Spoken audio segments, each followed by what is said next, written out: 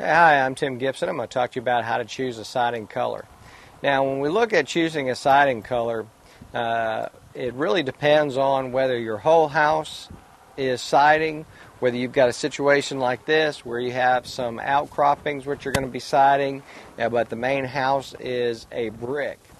Now, typically when you get into a situation like this where you've got some outcroppings on your house or some details or some trim areas that require some kind of siding, then what this will be is this will be more of a neutral color. You'll see cream color, beige color, whites or off-whites, those areas. And what you'll see is you'll see that the siding is always coordinated with the trim, with the gutter system, so that it gives you smooth, clean lines and an accent to the brick. Now, in houses where they're either all natural wood or all siding, then you've got a wider variety of color selections and what you can go with. And then you got to look really at the rule of thumb.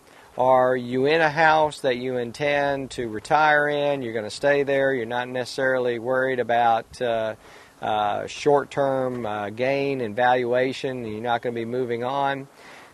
Or whether this is an investment home, starter home, where you've been in it a short time.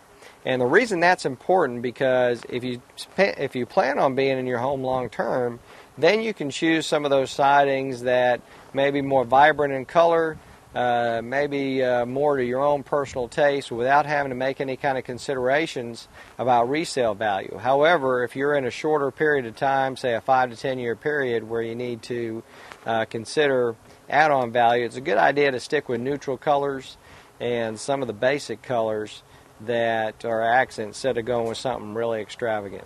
So I'm Tim Gibson, and that's how to choose siding color.